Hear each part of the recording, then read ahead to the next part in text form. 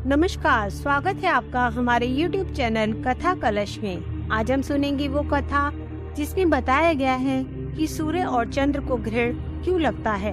जब देवता और असुरों ने मिलकर समुद्र मंथन किया था तो उसमें से कई प्रकार की दिव्य वस्तुएं प्रकट हुई, जिनको देवता और असुरों में बांटने का प्रस्ताव रखा गया। परंतु असुर तो केवल अमृत प्राप्त करना चाहते थे, अन्य कोई भी वस्तु उन्हें उपयोगी नहीं लग रही थी। वे जानते थे कि यदि वे अमृत पान कर लें तो वे अमर हो जाएंगे और देवताओं को युद्ध में हराकर अन्य सभी वस्तुएं जो समुद्र मंथन से निकली है उन्हें प्राप्त कर सकेंगे। समुद्र मंथन के अंत में जब अमृत कलश निकला तो दैत्य उसे एक दूसरे के हाथों से छीनने लगे। उसी बीच एक मनोरम स्त्री उनके बीच में चली आई। सभी उस स्त्री के सौंदर्य को देखकर मोहित हो गए।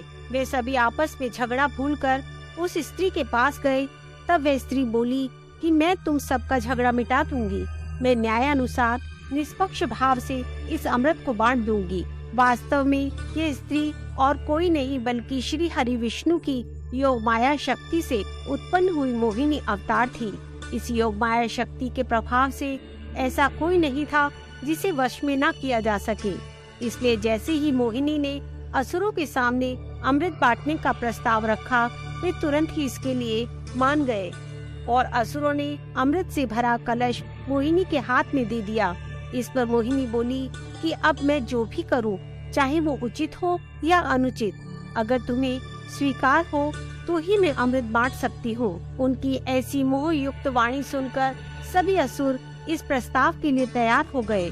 मोहिनी ने अगले दिन अमृत पान करने के लिए सभी असुर और देवताओं को आने की सलाह दी। मोहिनी देवी के आदेशानुसार समस्त असुर स्नान कर अमृत पान करने हेतु पंक्ति में बैठ गए और देवता भी वहां आकर बैठ गए। मोहिनी देवी अमृत का कलश हाथ में लेकर आई तो वे अत्यंत मोहक लग रही थी। सभी असुर उन्हें देखकर इतने मोहित हो गए थे कि उन्हें अमृत पान का भी भान नहीं था। इसके बाद श्री हरि के इस मोहिनी अवतार ने देवताओं को अमृत पान कराना आरंभ किया और असुरों के साथ छल किया। वहीं असुरों की पंक्ति में सौभानु नाम का एक असुर भी बैठा हुआ था। उसे आभास हुआ कि मोहिनी रूप दिखाकर असुरों को छला जा रहा है और यह सारा अमृत तो देवता ही पी जाएंगे। ऐसे में वे देवताओं का रूप धारण कर चुपके से सूर्य और चंद्रदेव के पास आकर बैठ गया। जैसे ही उसने अमृत पान किया, चंद्र और सूर्यदेव ने उसे पहचान लिया और मोहिनी रूप धारण किए हुए श्री हरि को इस बात से अवगत कराया। इस बात से क्रोधित होकर मोहिनी ने सौभानु का सर अपने चक्र से अलग कर दिया। क्योंकि इस असुर ने अमृत पान कर लिया था, इसलिए इसका शरीर अमर हो गया था। इसके बाद इसके शरीर के दो हिस्से हो गए और कथानुसार ब्रह्मा जी ने असुर के सिर को एक सर्प के शरीर से जोड़ दिया जो राहु कहलाया और असुर के धड़ को सर्प के सिर से जोड़ दिया जो केतु कहलाया।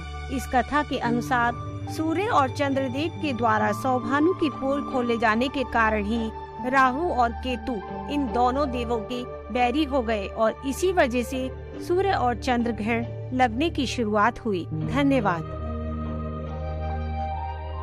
अगर आपको हमारी यह कथा पसंद आई है तो कृपया हमारे चैनल को लाइक करें, शेयर करें और सब्सक्राइब करें और बेल आइकन का बटन जरूर दबाएं ताकि जब हम अपनी नई कहानी लेकर आएं तो आपको पता चल जाए। धन्यवाद। जय श्री कृष्ण। राधे राधे।